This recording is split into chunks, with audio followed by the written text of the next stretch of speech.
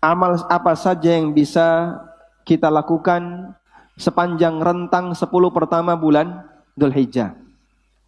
Ada beberapa amalan yang ditekankan dalam syariat untuk diperbanyak dan intensitasnya semakin diseringkan ketika di rentang 10 pertama Dzulhijjah.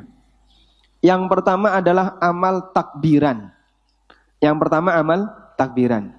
Jadi Bapak Ibu yang dimuliakan Allah, takbiran itu sudah bisa dimulai sejak tanggal 1. Meskipun semarak takbiran di tempat kita tidak sebagaimana semarak takbiran ketika berada di negeri-negeri muslim yang lain, seperti di Saudi.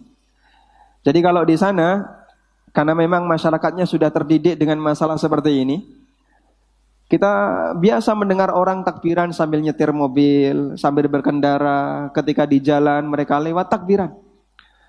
Mereka sudah terbiasa takbiran ketika masuk tanggal 1 Dzulhijjah.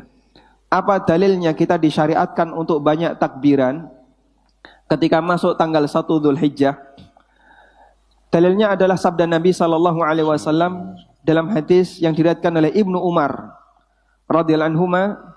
Rasulullah sallallahu alaihi wasallam bersabda, "Ma min ayyamin a'dhamu 'indallah wa la ahabbu ilaihi minal amali fihinna min ashril awwali min Dzulhijjah."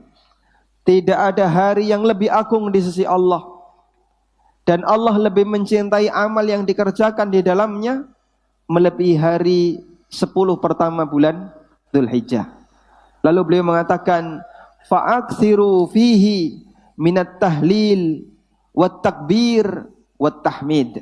Karena itu perbanyaklah di rentang ini untuk membaca tahlil, takbir dan tahmid. Bacaan tahlil, takbir, tahmid digabung jadi satu, jadinya apa?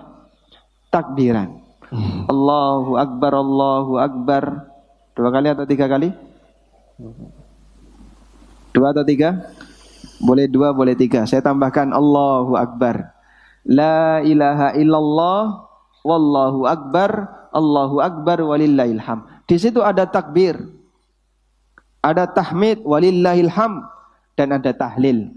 Sehingga lafaz takbiran itu praktek dari saran yang disampaikan oleh Nabi sallallahu alaihi wasallam ketika 10 pertama Dzulhijjah, fa'aksiru fihi minat takbir minat tahlil wat takbir wat tahmid.